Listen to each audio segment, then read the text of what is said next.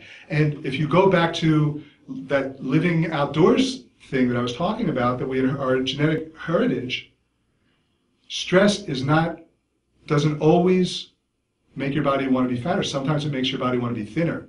Let's take a totally different living environment, because thousands of years ago, our ancestors populated the whole world. And there's lots of different living environments. There's deserts, there's oases, there's tropical paradises, there's Arctic wastelands. We inhabited all of them. And part of the reason why we're able to do that is because our bodies could gauge the right amount of fat that we should have for any living environment. So if you take another living environment, like a tropical paradise that's warm, imagine you're living in a tropical paradise. Now, if you're living in a tropical paradise, first of all, it's warm all the time, so you don't need fat as insulation. So you're not having that stress. So you're not activating the fat programs because of that. And there's food everywhere.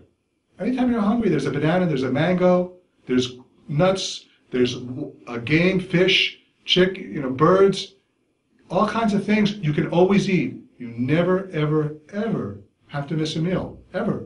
So that stress is gone. So your fat programs are not on. And your body's not saying we don't need extra fat. Your body's not saying we need extra fats. It doesn't need extra fat. And it doesn't have to conserve.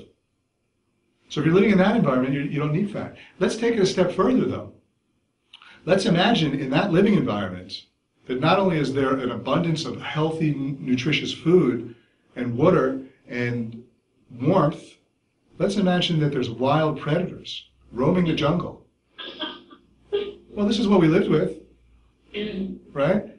And if you were not fast, I mean really fast, you're dead, right?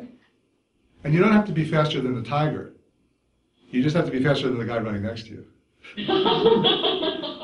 Right? But you have to be fast. And this is the environment we grew up. So in that instance, when a tiger's chasing you, and you have to move for 10 seconds, 20 seconds, 30 seconds, a minute, faster than the guy next to you or whatever, you got to move, that's a stress. But it's a very, very different stress than the Arctic wasteland stress of not having enough food and being cold. It causes different chemistry in the body. That chemistry activates the get thin programs. It activates what I call the get thin or get eaten programs. If your body gets the message that either you get thin or you're dead, believe me, you're not hungry anymore. Your body knows how to lose weight. It does. It's that simple. Your body knows how to lose weight. I've lived through this. When your body wants to be thin, your metabolism speeds up. You're just not hungry. And if you are hungry, it's for really healthy foods. And you have lots of energy. If your body thinks you need to get thin or get eaten, you will lose weight. So, in that instance, your body's going to say, not only do we not need fat because food is always abundant and it's warm, but if we have even an extra ounce of fat, we're dead. So it's going to shift its set point. We need to be 60 kilograms or 150 pounds or 140, whatever it is. We need to be less. And if you can get your body to shift its set points, you can get it to think that it doesn't need food for survival, it doesn't need to store extra fat because there's no famine and it's warm and there's wild tigers out there, you've shifted your set point. And that's how you lose weight in a sustainable way. And that's why it's possible to lose 220 pounds or 100 kilos and keep it off for 5 years without ever thinking about it because your set point shifted. So when you understand these programs that we carry around with us, then you understand how your body works and how to lose weight. You also understand why diets don't work. Think about it. What are you doing when you're dieting? Yeah. That's right. You're creating a famine, right? You are artificially creating a famine. And yes, you can lose weight by dieting. But you also get your body to want to be fatter. You activate the fat programs.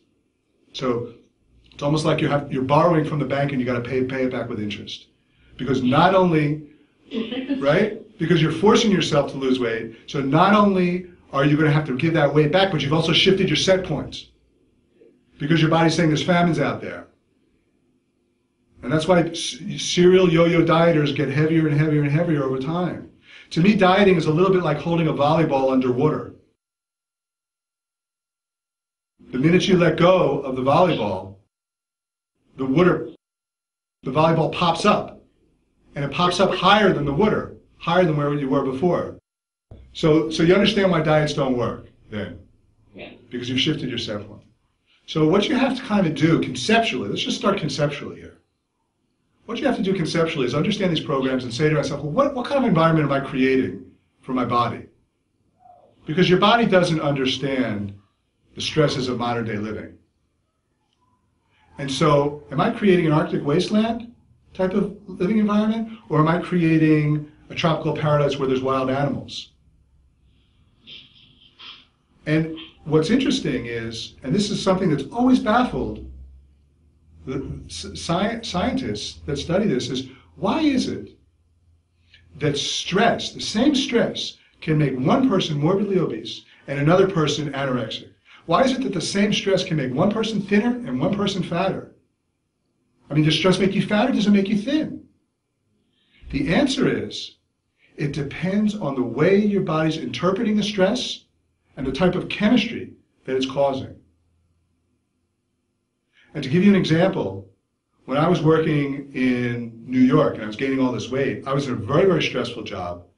And I had a business partner that I worked with very closely.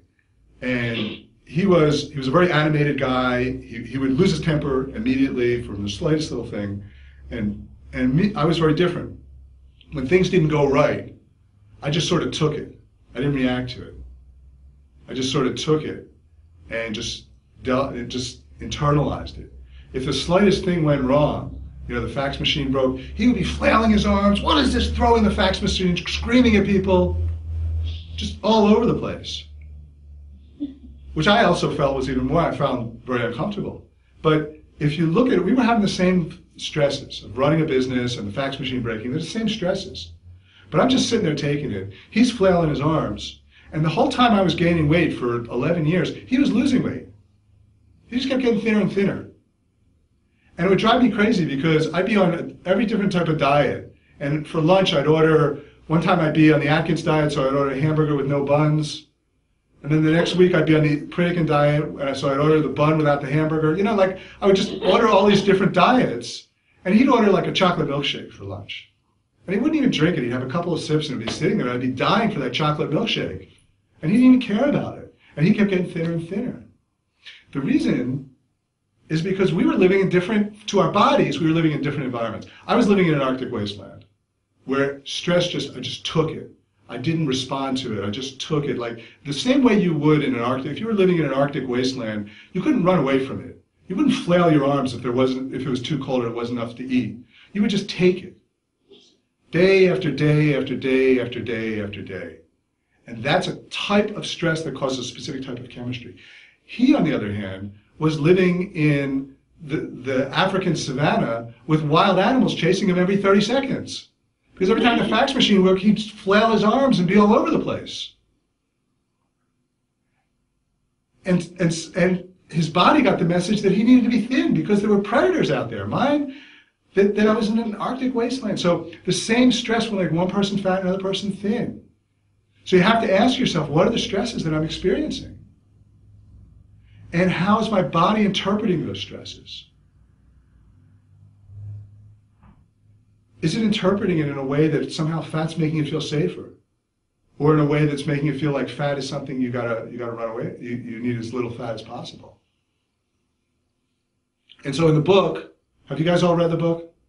Yeah. Okay, good. In the book, I talk about all the different ways that your body, all the different types of stresses that your body might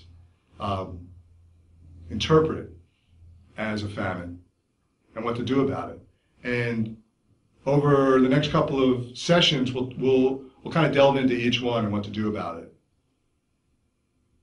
But for now, you just want to ask yourself, what are the stresses in my life, whether physical, mental, or emotional? And how's my body interpreting them? Does my body feel safer being fat, or does it's being tricked into thinking that I need the weight in order to survive, or is it being tricked into thinking that I need the weight in order to be thinner? In reality, you don't need the weight one way or the other, but your body's going to activate one program or the other.